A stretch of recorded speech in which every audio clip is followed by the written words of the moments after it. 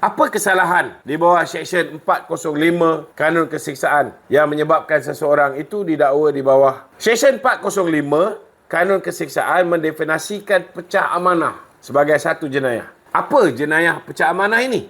Barang siapa yang dengan apa-apa cara telah diamanahkan dengan harta sama ada sendirian atau bersama dengan mana-mana orang lain atau dengan kuasa atau harta dengan curangnya menyalahgunakan harta itu atau menjadikannya bagi kegunaan sendiri atau dengan curangnya menggunakan atau melepaskan harta itu dengan melanggar apa-apa arahan undang-undang yang menetapkan cara bagaimana amanah itu kena disempurnakan atau apa-apa kontrak di sisi undang-undang yang nyata atau yang disifatkan ada yang ia telah buat mengenai penyempurnaan amanah itu atau dengan sengaja membiarkan mana-mana orang lain berbuat demikian itu adalah melakukan pecah amanah jenayah. Hatta yang menjadi hal perkara dalam siasatan ini adalah wang dalam yayasan akal budi. Pihak pendakwaan akan berhadapan dengan kesukaran untuk membuktikan bahawa Datuk Seri Zahid melakukan perbuatan itu dengan niat curang. Kenapa? Kerana tiada keterangan yang membuktikan yang Datuk Seri Zahid menggunakan duit dalam yayasan akal budi dengan membelakangkan ahli lembaga pengarah yang lain. Kesemua perbelanjaan tersebut dibuat dengan pengetahuan mereka semua. Sebahagian besar sumber kewangan yayasan akal budi ini adalah sumbangan Datuk Seri Zahid sendiri. Di bawah Seksyen 16A, B, Akta SPRM 2009. Semasa Datuk Seri Zahid menjadi Menteri Dalam Negeri pada tahun 2013, beliau dikatakan telah mempengaruhi beberapa keputusan dalam pelantikan kontraktor bagi pelaksanaan projek milik agensi di bawah KDN. Namun, pelantikan Profound Radiance Sdn Bhd sebagai pengendali pusat sehenti setempat OSC permohonan visa Malaysia di Pakistan dan Nepal, pelantikan Data Sonic Technology Sdn Bhd bagi memperolehi pembekalan chip pasport 5 tahun atau 12.5 juta chip akan dimasukkan ke dalam halaman biodata polikarbonat pasport Malaysia untuk Jabatan Imigresen Malaysia secara rundingan terus.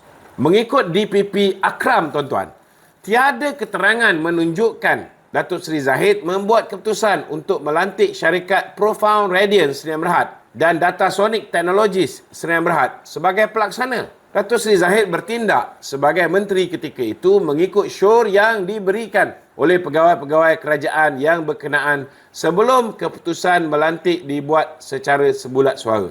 Membantu syarikat Maestro Kenny IT Consultant and Services untuk mendapatkan projek-projek MyEG bawah kendalian KDN. Mengikut DPP Akram, cek-cek yang diberikan tiada kena mengena dengan projek MyEG. Sebaliknya, diberikan atas sebab tujuan amal dan kebajikan. RM250,000 adalah satu pinjaman diberikan kepada seorang bernama Datuk Nasai dan tiada kaitan dengan Datuk Seri Zahid.